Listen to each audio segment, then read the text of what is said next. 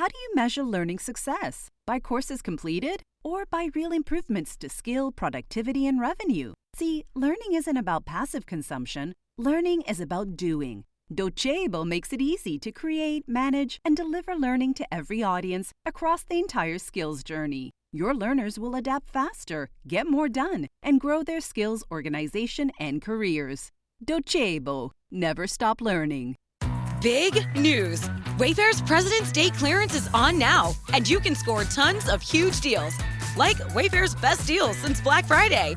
Right now through February 16th, you can score up to 70% off everything home at Wayfair. Like up to 50% off mattresses with fast and easy shipping straight to your door. Plus amazing flash deals on President's Day. Shop Wayfair's President's Day clearance now through February 16th. Wayfair, every style, every home. Matt Driver, welcome to Sports Management Podcast. Thank you. It's a pleasure to join you today. It's great to have you on the show. You are the CEO and founder of Soccer Universities. You're also founder and managing director at the Football Club Advisory Group and a lot of experience from the soccer industry. So great to have you on the show. Thank you. It's a pleasure. So yeah, let's dive right in. You're doing, as I mentioned, some different tasks and roles. So can you tell us a little bit about what you're doing on a day-to-day basis? Oh, it changes every day. To be honest, for the last year and a half to 2 years, we've been working on a project to create what I call a dual pathway program. It started off with soccer universities. If you go back to when we started soccer universities, we started looking at how do we create opportunities for American players to play overseas. I've owned close to a dozen clubs over the years, from the USL, NPSL, Women's League, WPS, WPSL, NISA, ownership of teams in Europe, Spain. We were very close to the UK recently, and advised clubs in Greece, Italy, Spain, Europe. But it all, for me, since I've been here in the States, it's about creating opportunities for young men to be professional. And there just wasn't enough clear pathways for those opportunities for them. Because, I could talk about the history of this and go all the way back, but to just bring it up to date, the problem here is no kid in America, college isn't going to make a kid a professional player. They're playing for 10 weeks out of the year, maybe 3 months at best if they make postseason playoffs, etc. So you're not going to get better in 3 months. So for me, the kid's going to go to college, he's going to play, he might do something in the spring, but there's no actual plan or meaning for what they are doing in that 4-year period. They can go and play in the USL in the summer, or the NPSL, or the UPSL, but it's not meaningful training, it's not meaningful development. It's basically going and playing for someone else's club who is looking to generate revenue at the gate. And you're just a tool to do that, which means they really don't have a great deal of interest in making you better. So that was the first thing.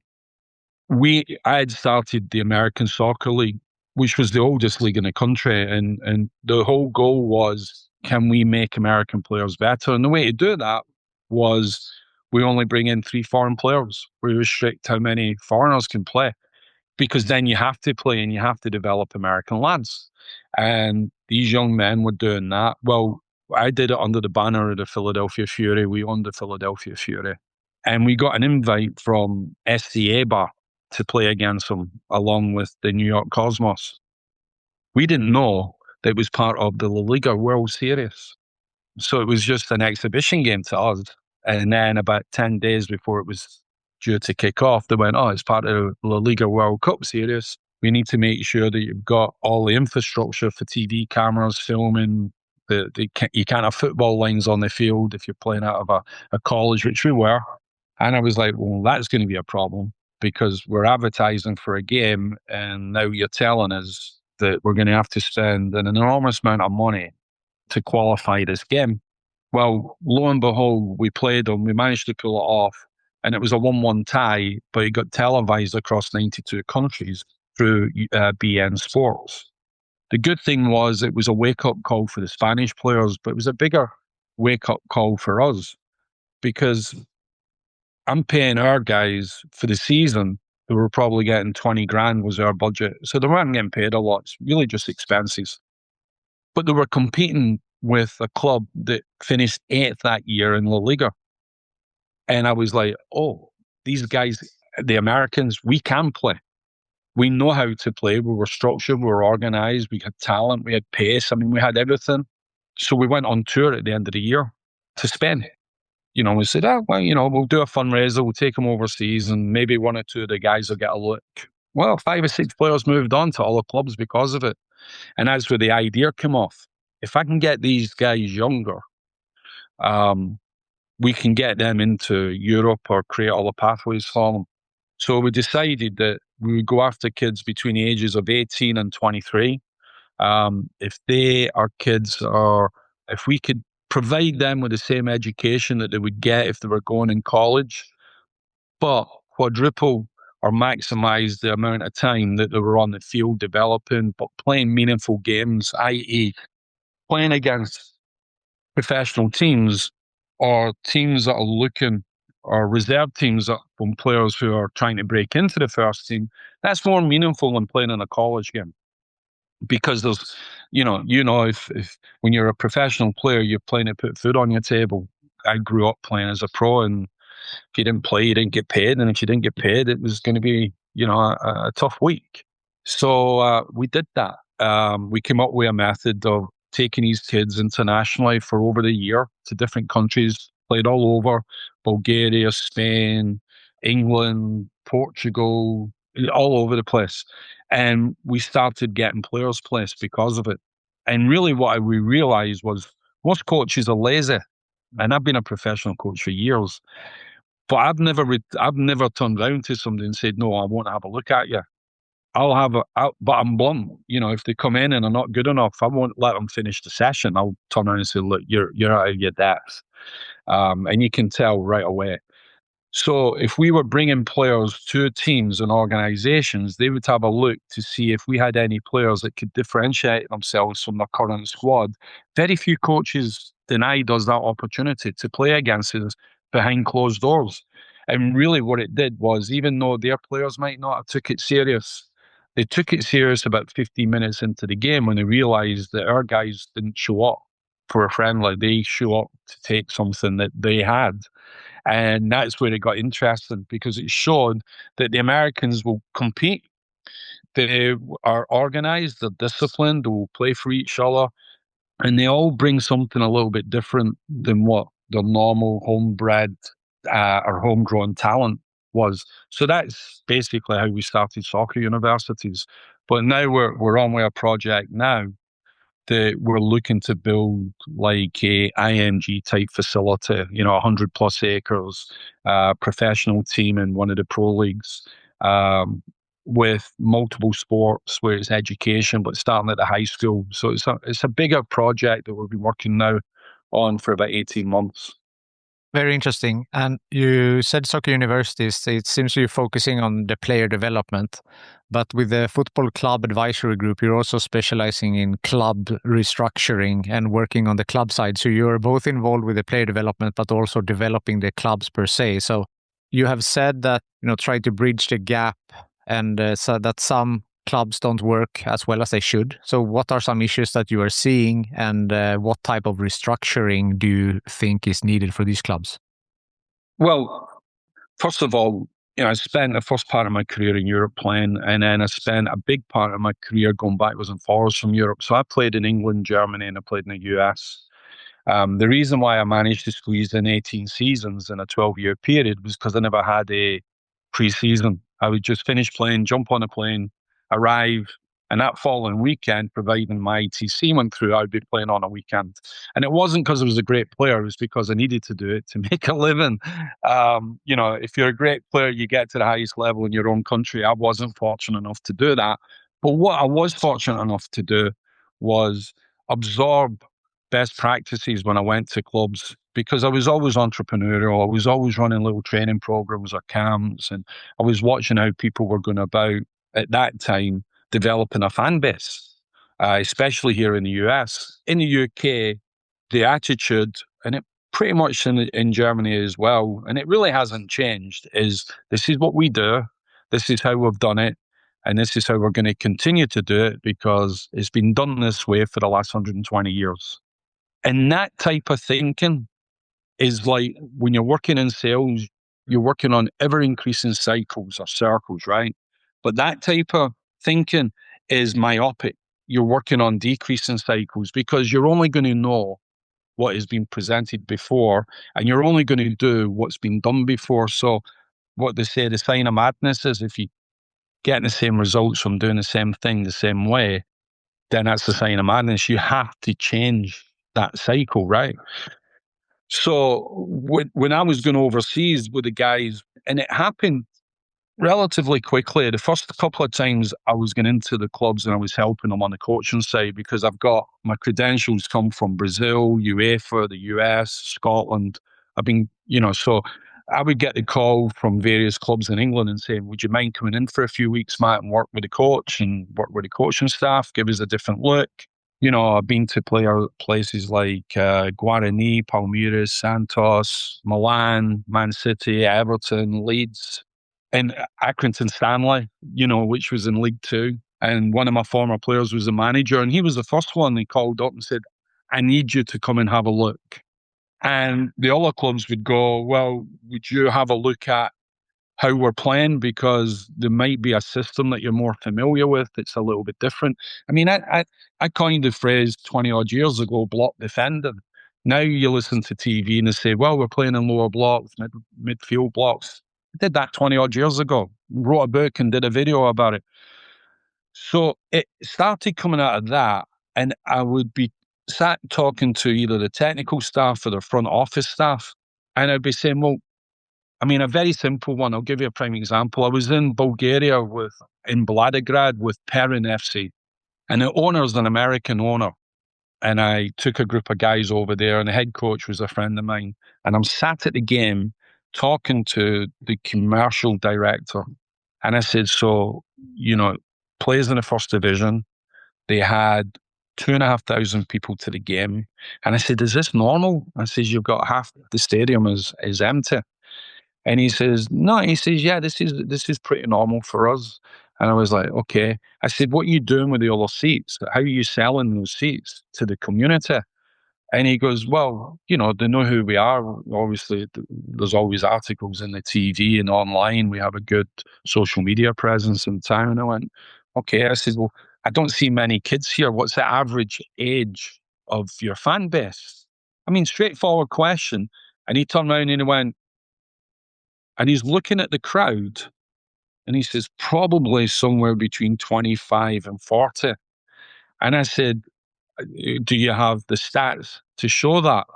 And he goes, no, I can see it. And I just stood there and I scratched my head and I went, okay. And then I spoke to the owner and he said, what do you think? I said, I think you need to change your commercial director. I says, he had no idea on how he's generating revenue at the gate. I said, you're not selling any concessions or merchandise other than a few beers.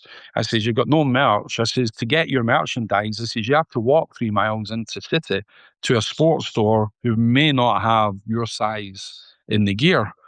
And he went, can you do a study for me? And I said, yeah, it's easy. I said, you give me 2 days. And basically I met with the technical staff, the front office staff, the CEO, and just ran down some common sense things, and I couldn't believe they weren't doing anything. So to cut a long story short, we looked at concessions, merch, ticketing, fan engagement, what they're doing in the youth, what they're doing in the community. And I was looking at it all from revenue generators that could make an immediate impact. Well, the owner came over about 2 weeks later and offered me the CEO's job to run the club. And I went, I'm not living in Bulgaria. I appreciate it. I love it. But it's nice to be able to go home. I said, but I'll put a plan together for you. And we did that. So I go into a club and I can walk the stadium.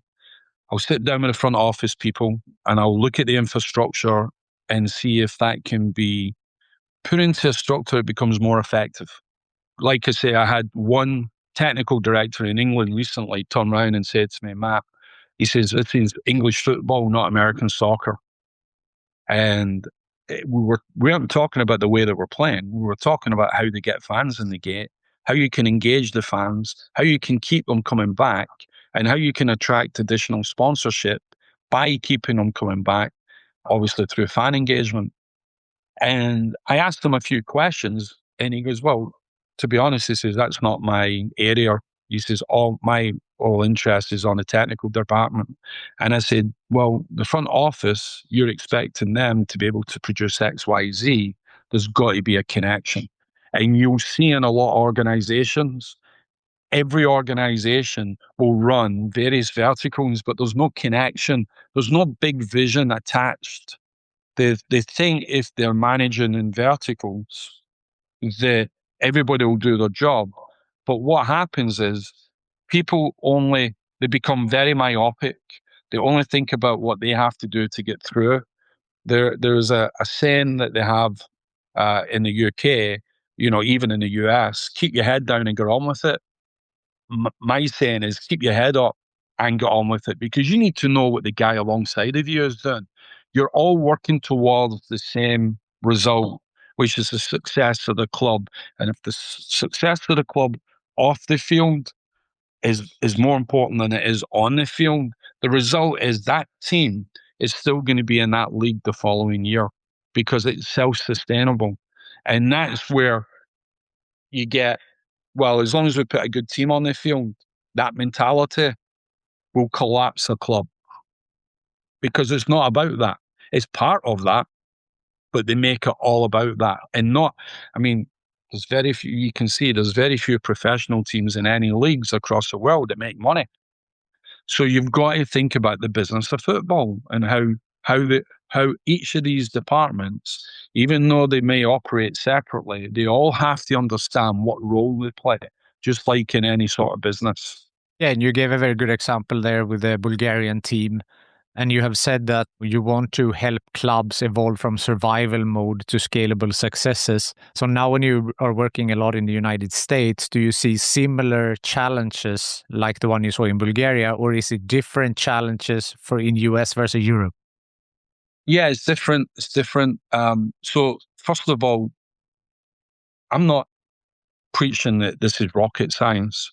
The most successful minor league sports for me in the US is baseball. And that's because the lower level baseball, it's all about entertainment. They give you a reason to show up to the game other than the game. Okay, baseball lasts for hours, right?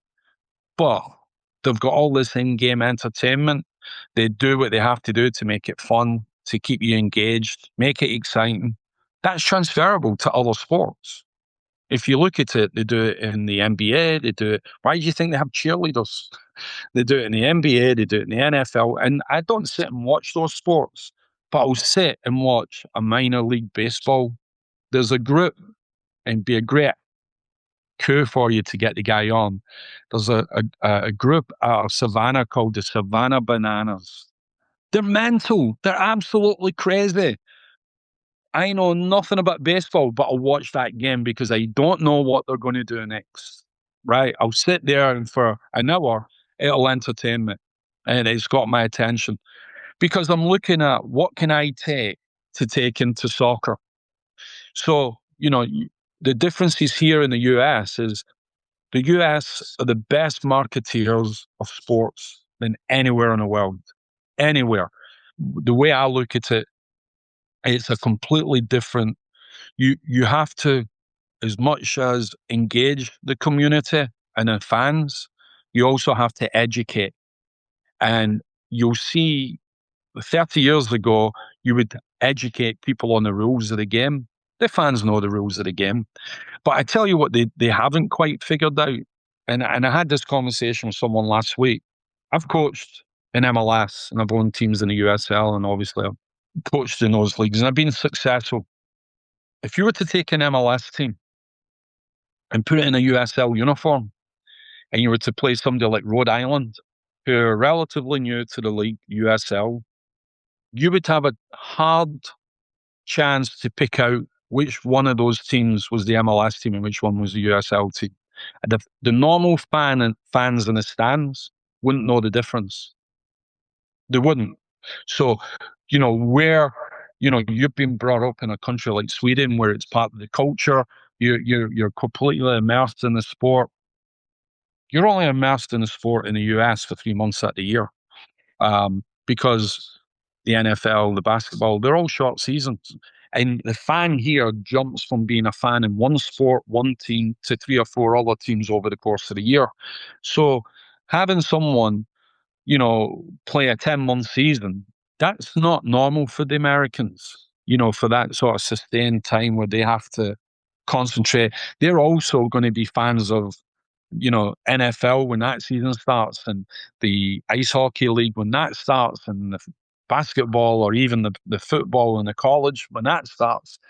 So that's the challenges, is to sustain their attention, not to engage with them. There's so many different ways that you can engage with fans now, and people don't do it.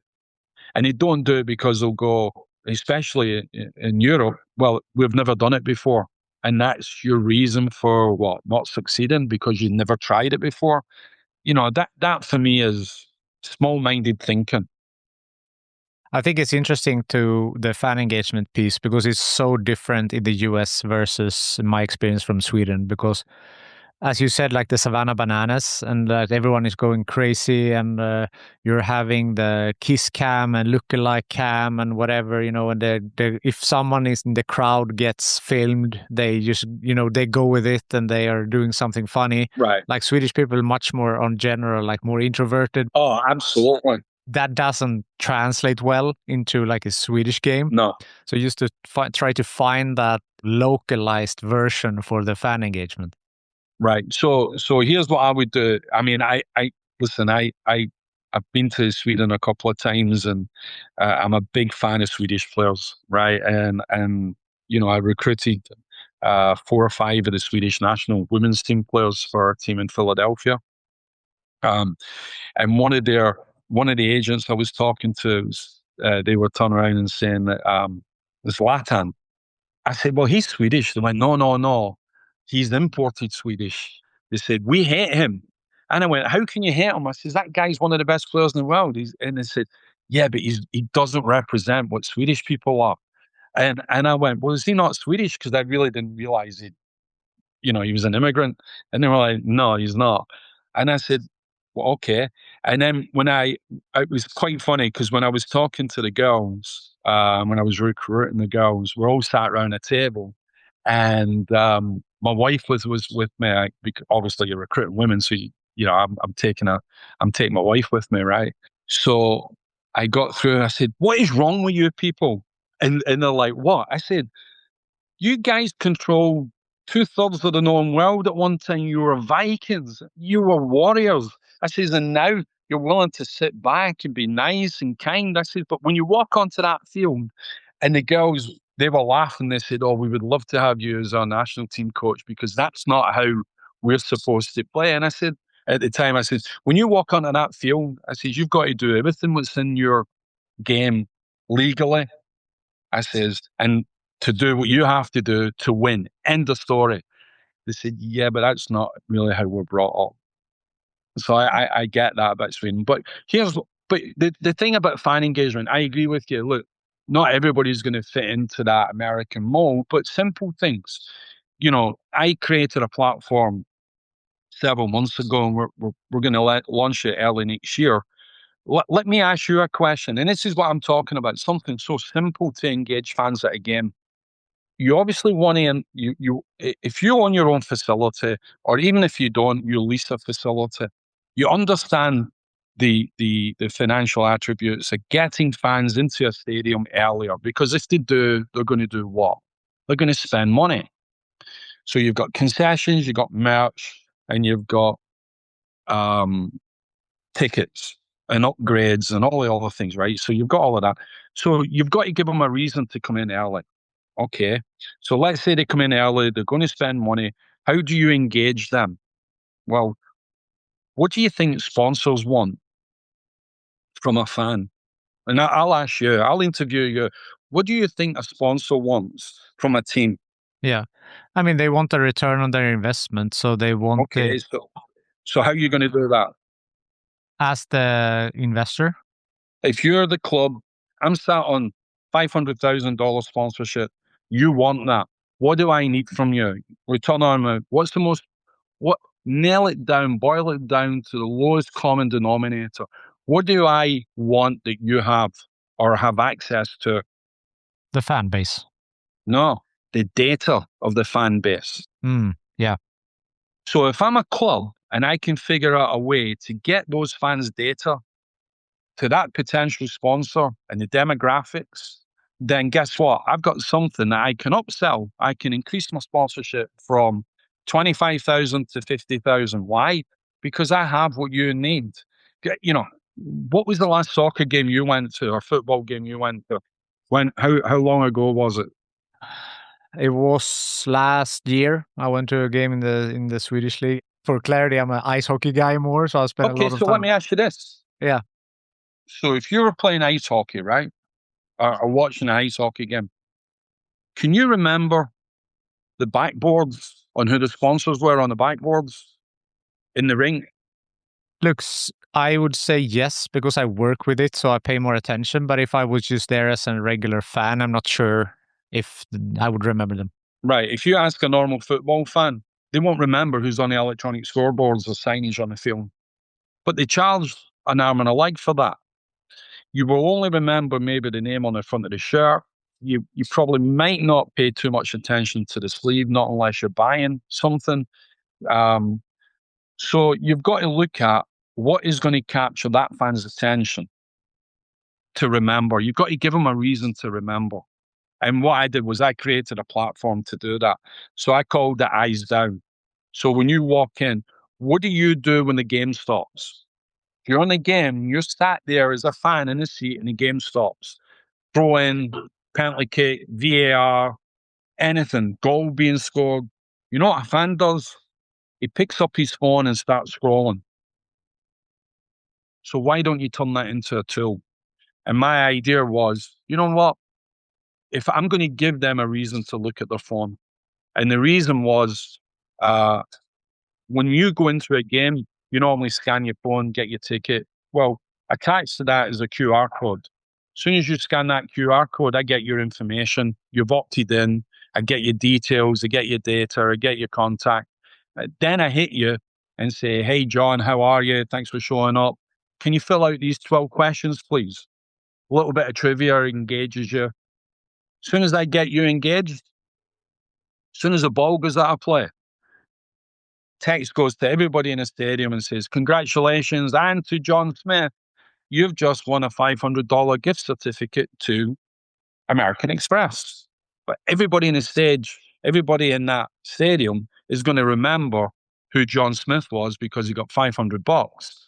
But more importantly, when they're all looking for those texts coming to them during the game because they all want something for free. That's fan engagement. That's data that a sponsor can relate to because now they're getting an ROI. And when the guy leaves the stadium, guess what leaves with him? His phone. So you can continue to engage with him until the next time he comes. So there are different ways of engaging with the fans. That wasn't a plug for our new system. It was, there's a whole ecosystem attached to it, but it gives you an idea. So there's different ways, halftime events, there's so many different ways to engage with fans at a game. I mean, to use the data, as you said, is obviously a big one. And there is a guy who was at the podcast very early, almost, I think it was 5 years ago, Jeff Wilson. He was talking about you have 4 boxes you split like this. You need to engage with fans on a match day at the stadium, on a match day not at the stadium, not match day not at the stadium, not match day at the stadium. So then you have these 4 factors. You cannot just, what you said, like you're trying to do something when they're at a game, but that they leave with a phone. So what do they do the next day when there is not a game and they are not at the stadium, or for maybe they are at the stadium when there's not game day, it might be another activity, and how do they capture them then?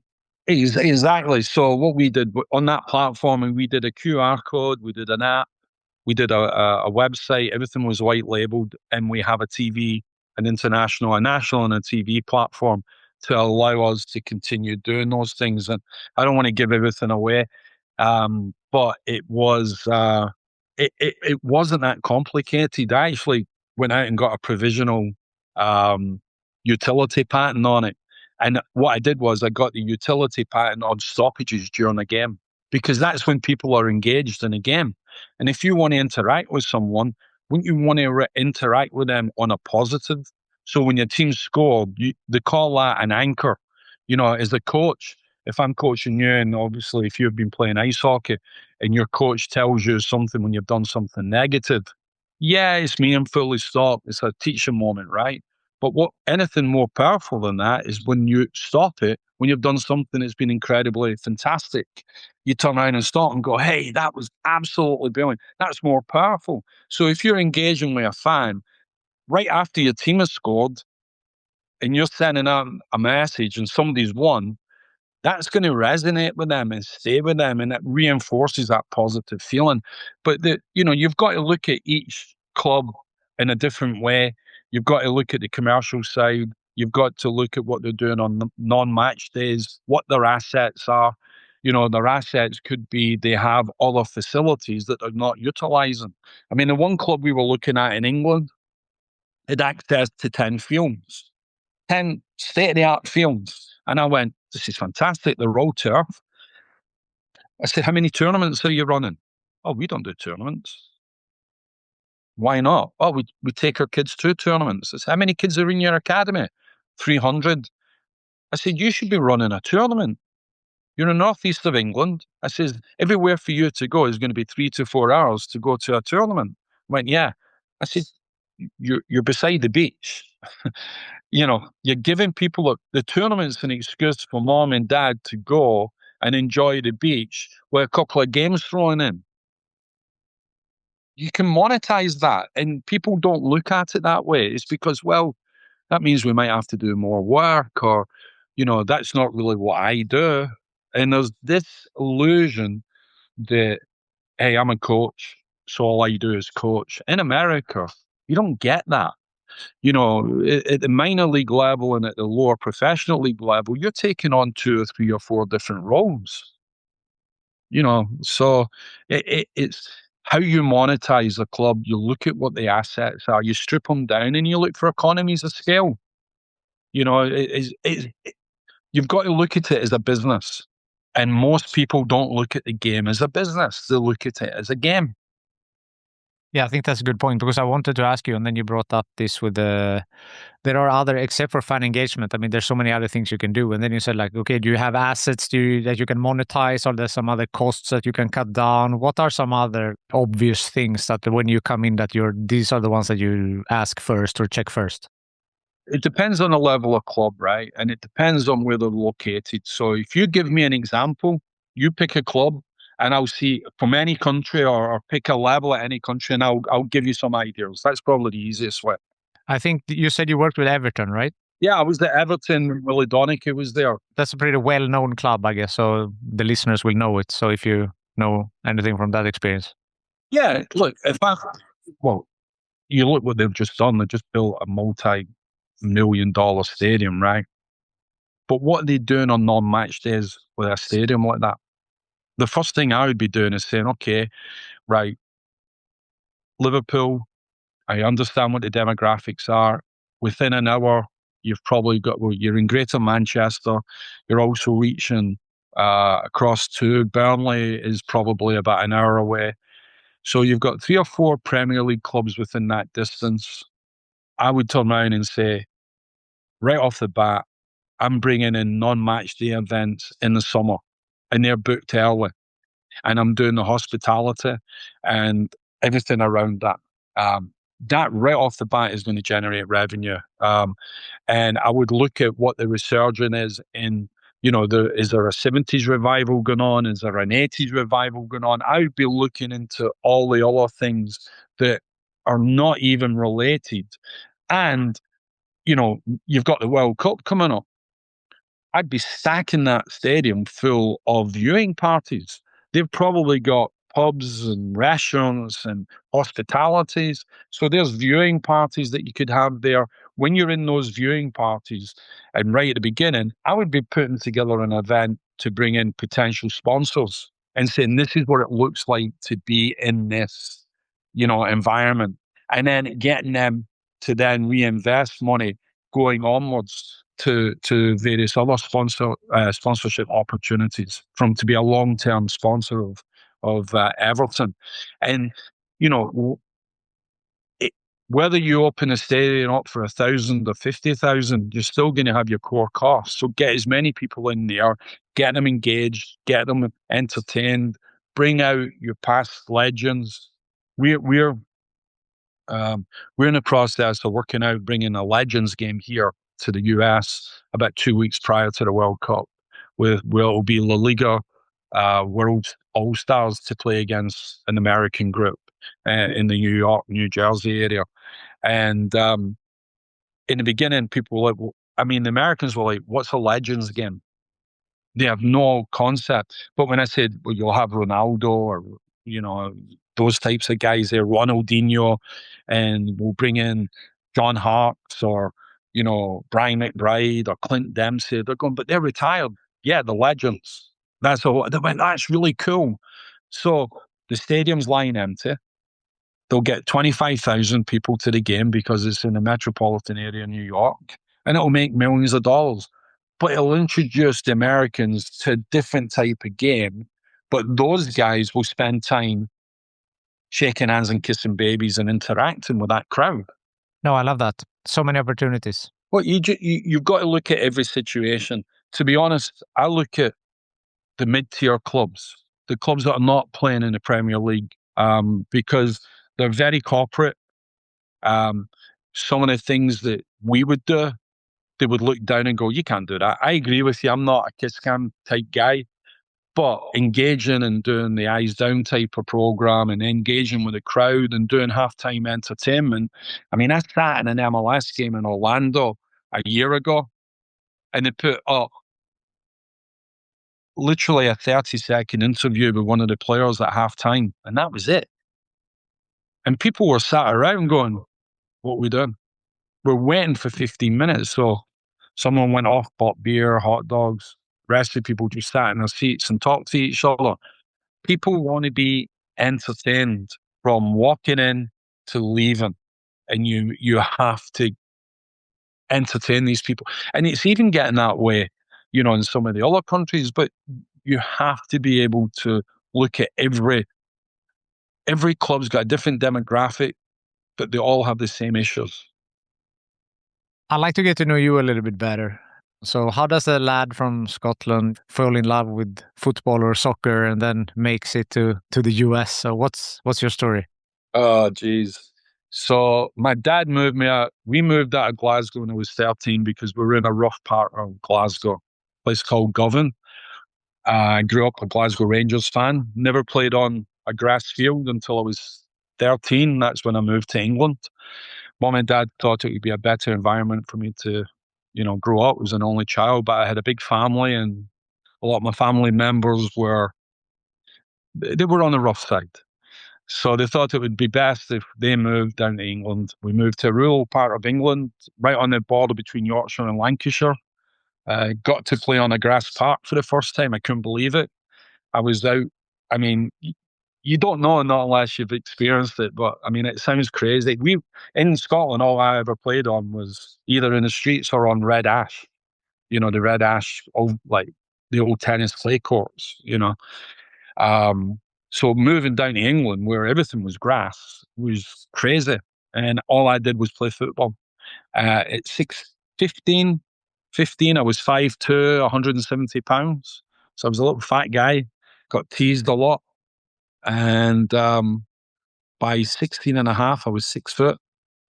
Was walking onto the field and guys were going, pick up the big guy. And I'm looking around going, oh shit, I'm the big guy. And I had no concept that I was actually 6 foot tall because my parents, both of them were 5'2", but all my cousins were between 6'1" and 6'8". So we're all big boys. And by 17, I got my first pro contract. Started off at Rochdale, got released within a couple of months because the team finished last in the English 4th Division, and they got rid of all the apprentices and they got rid of all the players. And that started my journey. I chased the dream from there. So I got an opportunity. I mean, I've just been very fortunate. I never gave up believing, and I was willing to travel anywhere for an opportunity.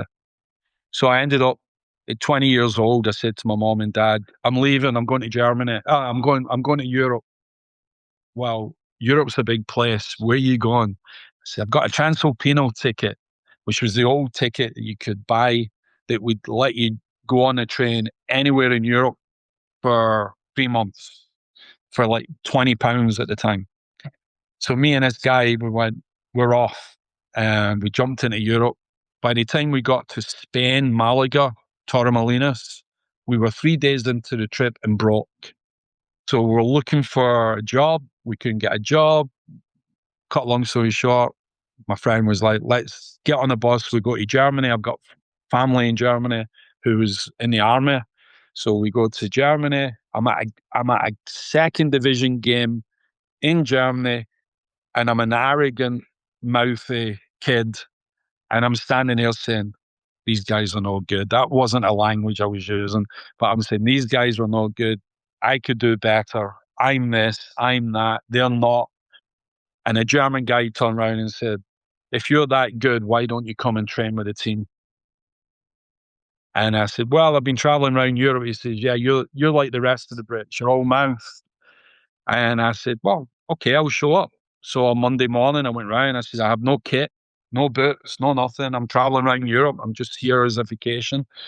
And the guy said, took me in, uh, took me through the boot room, got me a kit, went out, warmed up with the team, threw up during the warm up. I mean, it was crazy. I finished the training session. Nobody in the training session would even pass me the ball or talk to me. I was completely alienated, which made me even more determined. And I was a striker, so I wasn't the best tackler. I wasn't, my timing on tackles wasn't the best because I was an old-fashioned striker. I was good in the air, good with my arms, the elbows. And after the first training session or two, they didn't like that. And so I stuck it out. At the end of the week, they said, "Look, we're away at a mini camp. Would you like to go?" And I said, "I don't have any money. I can't pay to go away somewhere." They said, "Listen, you're coming as part of the club. Don't worry about it." While I was in that mini camp, they put a contract in front of me, second division in the Bundesliga. And I'm like, "Really?" They're like, "Well, we can only pay you this." I went, "I don't care." I signed. And it got me back on track. So, and it was the first time in my life I'd actually been coached. The first 6 weeks I played as a centre back, and I knocked on the door to the manager and said, "Hey, I'm a centre forward. What are you doing?" And he turned around and he says, "Yes, and before you learn how to attack, you have to learn how to defend." And I was like, that doesn't make sense. Now it makes absolute sense. But at 20 years old, you don't want to hear that. Anyway, I had some success there. That I went back home because I'd been playing professionally in Germany. Going back home was easy because now I've got that. Well, he was playing in Germany, he must be good. So doors opened up a lot easier for me. And then I got an opportunity to come over to the US and play. And I did that. So it was just, I've been very, very fortunate. Nothing was ever handed to me, but when opportunities presented itself, I've been fortunate enough to be able to walk through the door and take some of those. And then I get into coaching. I did all my licenses. I did my first B license when I was 30 years old. By the time I was 33, I had 5 A licenses. I decided that's it. I need to go and just consume as much knowledge and information as possible. And even when I was in MLS, I'd already been very successful in the USL. I went into MLS, went from last to first. I worked with Steve Nicol, who was amazing to work with. One of the best man managers I've ever seen. He treated people with integrity and honesty. And I think the best advice I ever heard of for someone came from Stevie, who wasn't trying to give advice. And because I said to him one day, I was like, we need to talk to this player. And I said, we need to do this, this, this, and this. And he goes, that's bullshit. He says, just tell him the truth. He says, I'm not intelligent enough to lie. And I said, what do you mean by that? He said, well, if you lie, you'll forget what you lied about. So just tell him the truth. He's not good enough to play this weekend. Just tell him that. Don't need to break the ice. Just tell him you're not in the team this week. You're not performing well. Don't lie to him.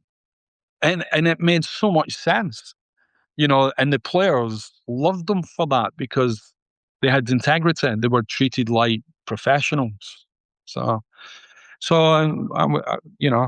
went from New England to being the vice president of one of the casinos in Atlantic City. And, I've just been very fortunate to walk into opportunities because I had a particular skill set, which was I was good at communicating, good at basically breaking things down and looking at things a little bit differently. Yeah, I want to ask you about that, the casino and the gaming or gambling industry that you got into. How did you fall into that?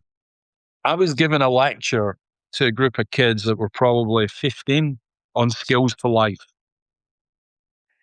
And obviously, I've always been inclusive. If parents want to sit in and listen to that, they should be able to, because a lot of times it's relevant to the parents. There's a double message they can get across.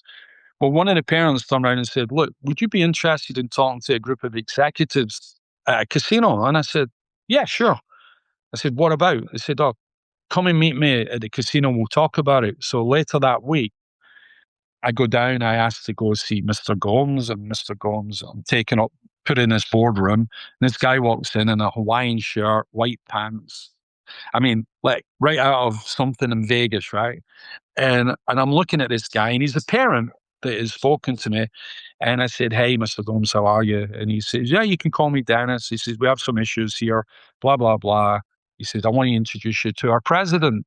This lady comes in and she goes, I believe you can talk about team management or coaching in the corporate environment. And I went, yeah, sure. I said, I can talk to anybody. I said, well, they'll listen. I said, that's on them, right? And they said, well, how much do you charge?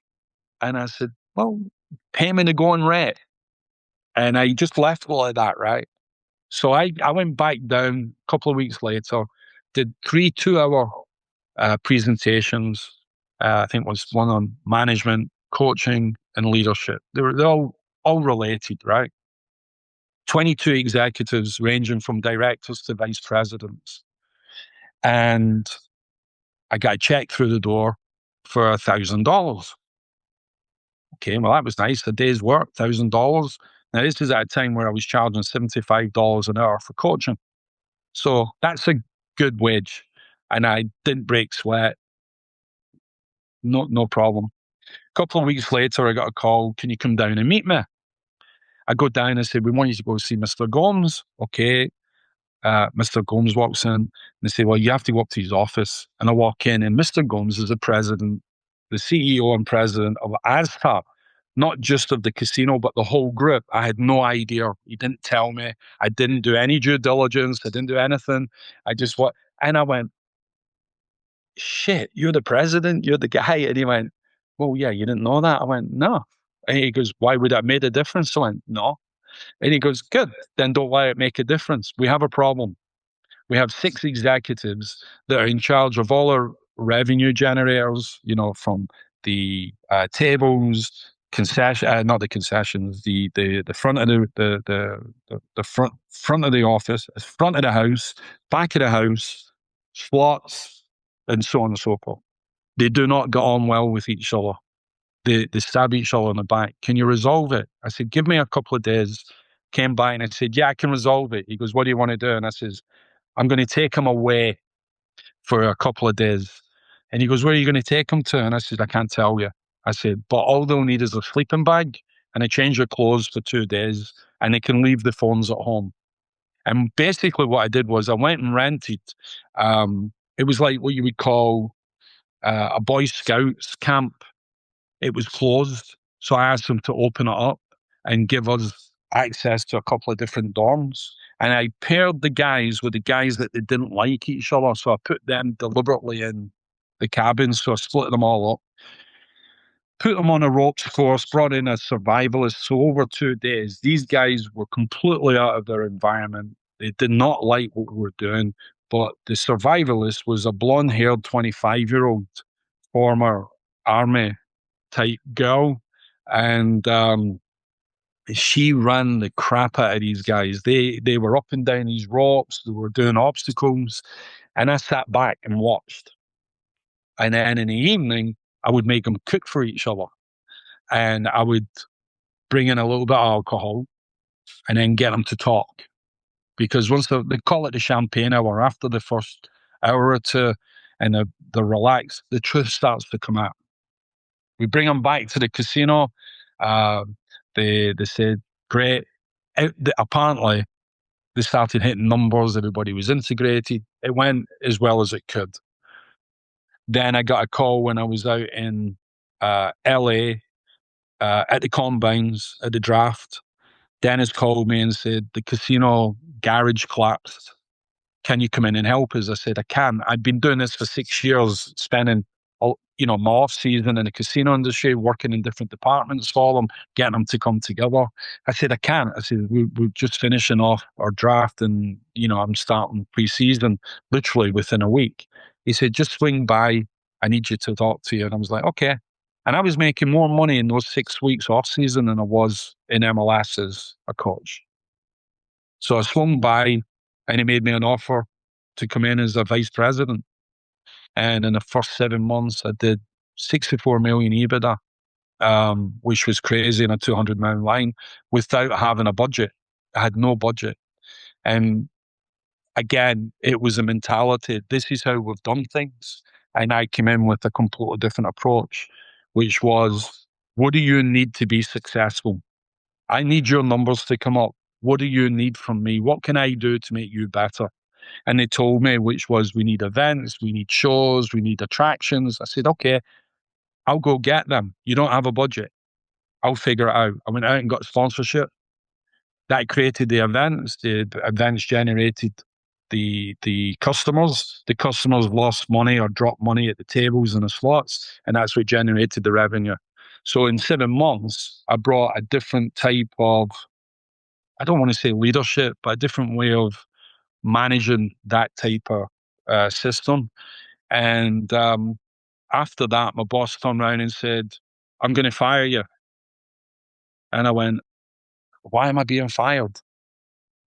He goes, because, and I can say this because he's passed away now, but he basically turned around and says, look, we're going to start a new gaming company. He said, and I'm not ready to leave here. He says, I'll be leaving here in about 6 months. He says, but you need to leave now. He says, so you start work for me on this new gaming company on Monday. You're fired. Here's your contract. It's paid out. So you start work for me on Monday. So I got fired by him at the Tropicana and opened up his gaming company for him 5 days later with a 6-month windfall, which was nice. And then I went with him and we worked on building a brand new casino in Pennsylvania, which was a $3 billion casino that I had to go out, get the contract, get that signed, which we did, got his contract, got that signed. And then for 18 months, we worked on building a $3 billion casino in the Poconos. The common denominator through all of this really is trust.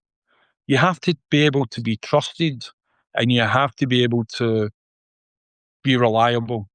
Whether as a player, as a coach, I mean, even when I went into MLS, and Stevie won't appreciate me saying this, and Stevie didn't know, when I signed my first contract in MLS, I mean, Stevie Nicol called me up, said, hey, I'm the new head coach in New England. I said, oh, that's fantastic. He said, I want you to come up and be my assistant. I said, what's the job offer? I just coached it in team. And I went, sure.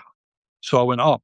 But when I signed my contract, I put in there, if you fire Steve Nicol, I get released from my contract.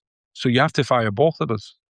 Because I needed to be able to close the door and say to Stevie, I disagree with you without him thinking there was an agenda behind it. Because in Major League Soccer, a lot of the assistants get to be the head coach because the head coach gets fired.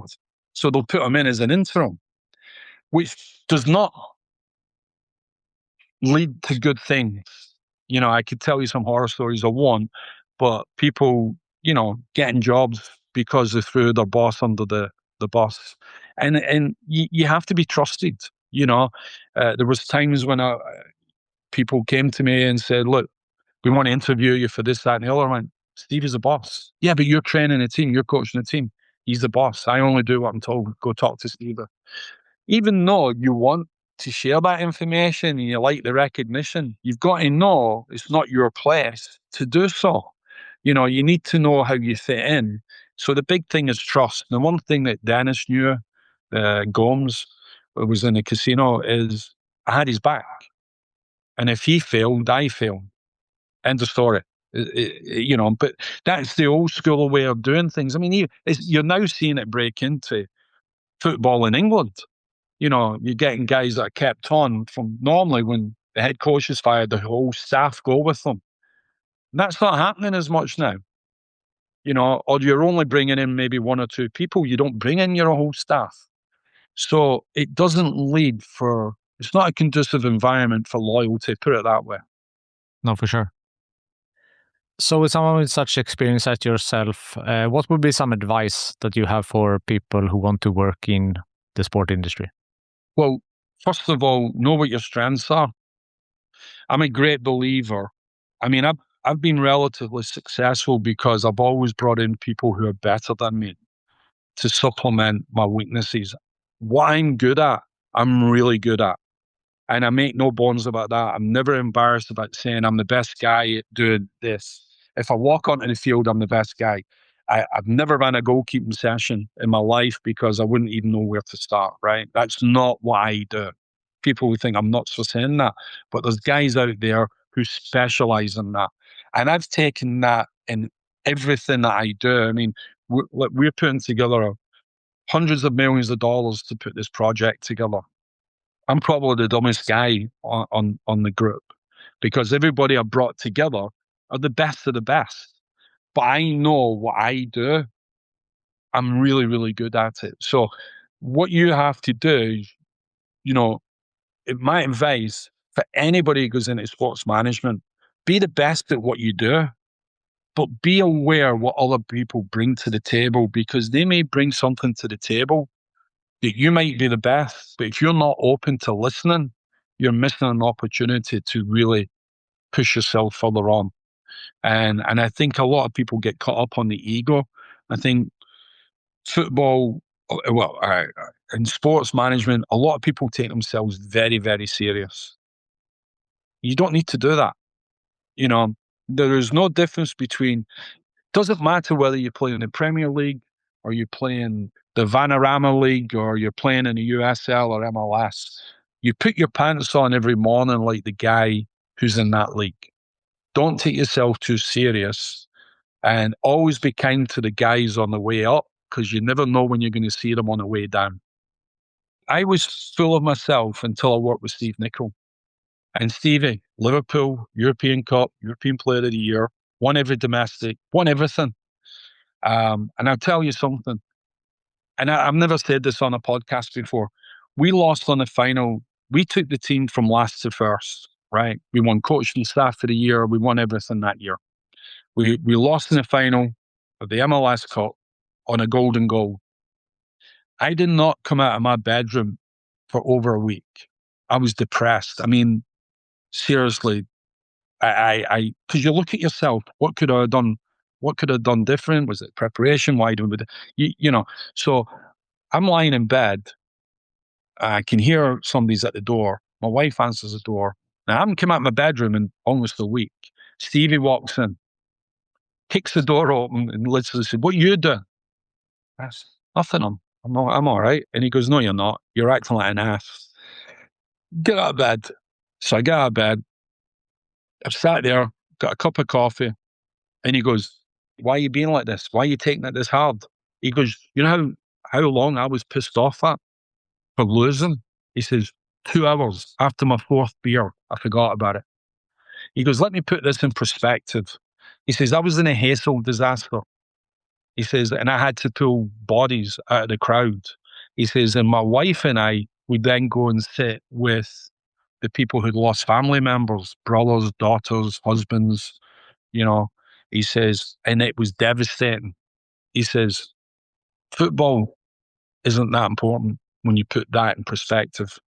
And that completely changed me. You know, how can you work alongside somebody who's done everything and then experience that? And then, okay, you lose in the biggest game of your life, but remember, it's still a game. And he put it in very, very simple terms, which was, you know, I've got a frame up there of famous coach, Bill Shankly. I don't know if you remember who he was. And on it says, some people think football is a matter of life and death. I assure you, it's much more serious than that. It's not. If you lose a family member, if you're in a disaster like that, it's still a game. Those people have to go on living without that through something they should have had fun and enjoyment at. So, yeah, that was. So my advice is, you know, don't lose contact with yourself and who you are and where you come from. Use that to drive you forward. But remember, it's still a game. I love that. I'd like to end on a networking question. Who from your network do you think would be a good guest on this podcast? I tell you right off the bat, I think he's one of the brightest lights that's in American soccer right now. His name is Brett Johnson. He's the owner of Rhode Island. He's also one of the teams that he's investor owner is Ipswich Football Club. Have you had him? The guy just built a $175 million stadium in Rhode Island. Rhode Island's like this size. It doesn't have a market, yet he's filling that stadium. I think it's a 12 or 15,000 seat stadium every game. In the first season, his team, I think, either won the league or lost in the final. As a first year club, you're not even supposed to be anywhere because there's no promotion and relegation. You're trying to figure out what the landscape is and the competition. You get a year to be able to figure things out, right? Not Brett. He went straight in, was one of the best teams right off the bat, played in least facilities. If I was to advise anybody about anything to do with the USL or how to build a professional club, he's the guy I would talk to, Brett Johnson. I'm happy to share his contact info with you. He is very open and, you know, he's super engaging as well. There's a lot of things going on in US soccer right now that, you know, I thought you might have talked about, which was the World Cup coming up. And so I was here during the first World Cup. In '94, I was playing around with the idea, I think I was already in the USISL, which is now the USL. And I bought my first team on the back of a credit card from the USISL. You could buy a team back then for 15,000. So me and this guy went and bought the team for 15,000. You could own a league back then for 130,000, the whole league, which was crazy because there was really no infrastructure. You just went and bought the license from US Soccer, and that's what they charged you. Out of that, people tend to forget the MLS through the legacy payment from FIFA. MLS, obviously, they made a deal with FIFA, said we will start a senior professional league, and the owners were all guys that owned teams in the NFL. Now, I'm sure you know all of that. But what happened was through a contraction of the league and then an expansion of the league over 30 years, to buy a team in this league or to buy a part, it's a single entity league. I'm sure you understand that, right? At a minimum, it's going to cost you 500 million. And then you have to build a stadium, put a front office, put a team together. So you're going to be close to $1 billion before you even get started. And you'll own 50% of, you get the rights to do that, right?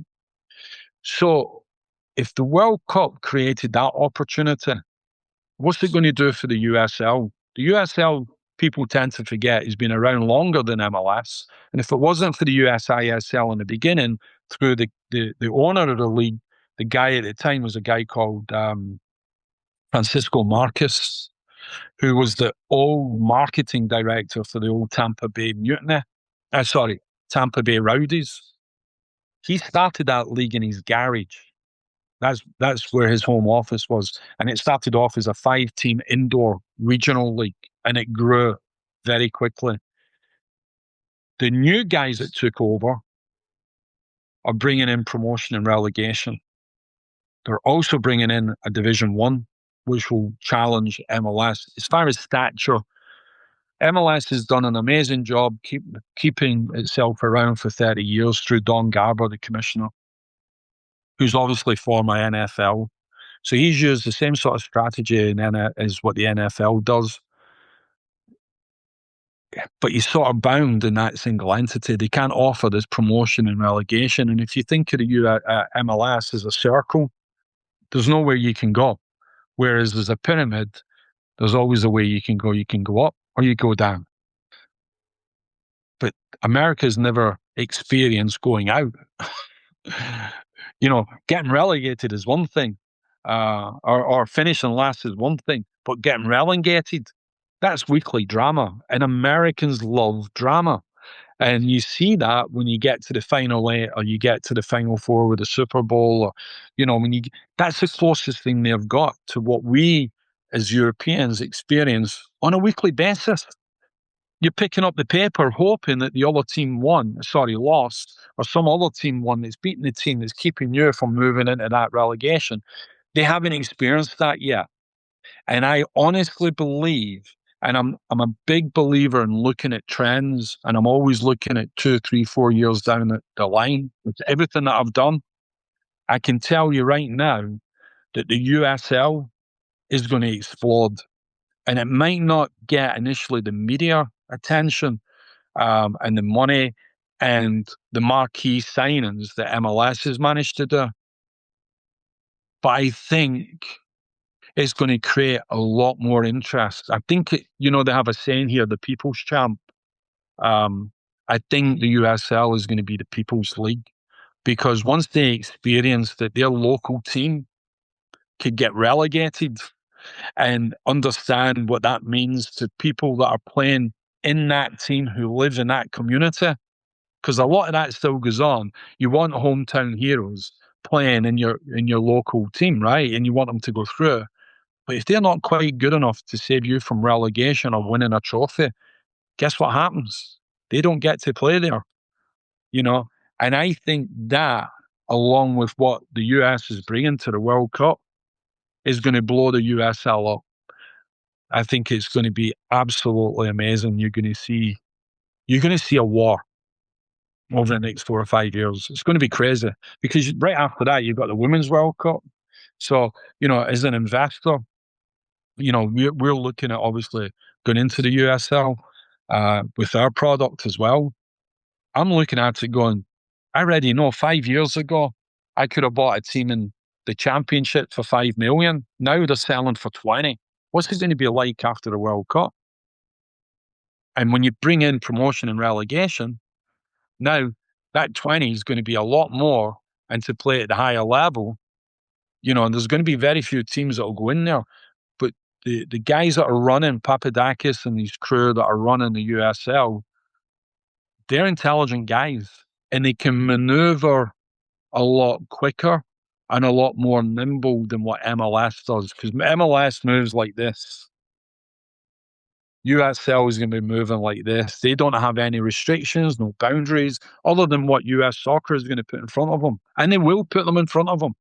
And then, so the USL just announced a new president who just came from the English Premier League. He's the former CEO of Stoke. That is a huge signing that they made, and a huge statement. Tony Scholes, he was the chief football officer of the English Premier League, and he's a former chief executive officer of Stoke City.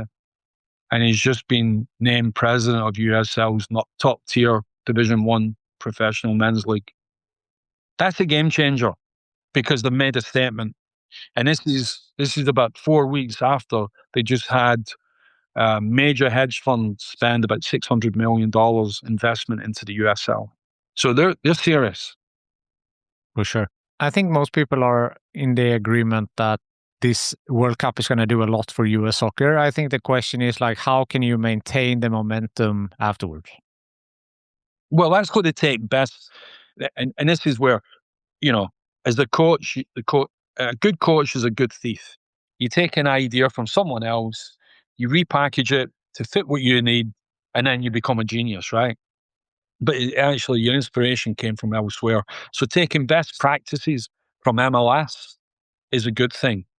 Um, my guess is, well, it's not a guess.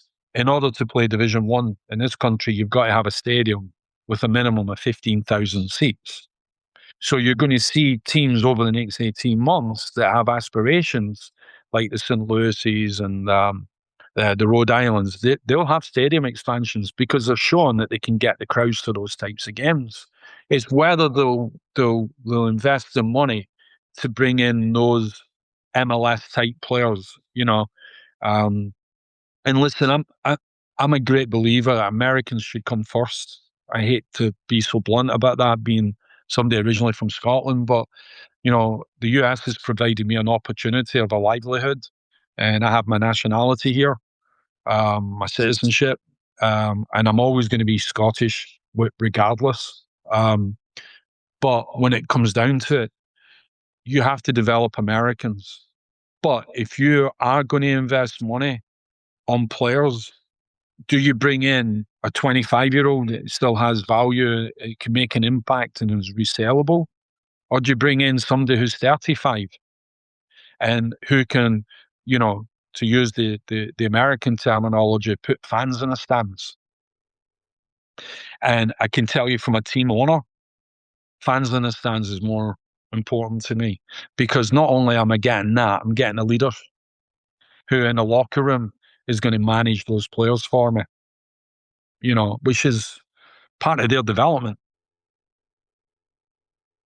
So the US, Canada, and Mexico, the fact that they came together to launch this, you're seeing something very similar on the women's side. So, I think it's going to be it's going to be it's going to be spectacular, but I think it will be the greatest World Cup ever, because I know the stadiums, I know the fan bases, and I know the Americans' appetite for events. But you're right. Can we keep them coming? And listen, it's always the fans have always been there. If you go back to the early years of the NASL, Tampa Bay Rowdies, Philadelphia Fury, New York Cosmos, and then Cosmos just relaunched again in USL. That's another gentleman you should talk to as the CEO there. Great guy. Known him a long time. Probably one of the best CEOs in the league. And I'll give you his information as well. Him relaunching a brand like the Cosmos, I mean, that's a legacy in this country. And there's a whole history there. There's a lot of discussion points that you probably want to bring up with that, because they were involved in a lot of things, including recently the old but newer version of the NASL, which is now the USL Championship. But the NASL, when that folded, those clubs, the original, were averaging between 30 and 50,000 people a game in the 70s. Because of the Beckenbauers, the Pelés, the Johan Cruyff, Neeskens, from England, Frank Worthington, Alan Ball, there was some great players that played in that league. But when it blew up and went bust, that's how US soccer started. Youth soccer started because those fans became youth club administrators. They were parents who wanted their kids to play soccer. That is how you see that explosion. So from the demise of the old NASL, you've got what you've got today, which now the US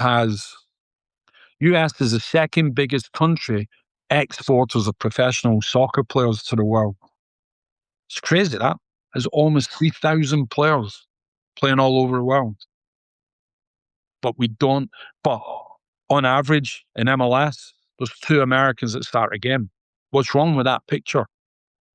And then they complain at Pochettino saying, the guys aren't good enough for this, that. And he's telling the truth. The best players are playing outside the country. We need to be an incubator of talent here. We need to create a culture. And, just like Europe, you need to learn from the Americans when it comes to infrastructure, commercialization of the game, how to utilize your assets. Definitely. A lot of interesting things for US soccer going forward. So I think so. For sure. Matt, it's been a pleasure talking to you for this 1.5 hour almost. Thank you so much for taking the time to jump on Sports Management Podcast. No, my pleasure. Thank you. Thank you for listening to the Sports Management Podcast. Please hit the follow or subscribe button on your podcast app so you don't miss out on any upcoming episodes. If you want to get in contact with me, send an email to sportsmpodcast@gmail.com, connect with me on LinkedIn, or follow the podcast on Instagram, X, and Facebook @SportsM Podcast.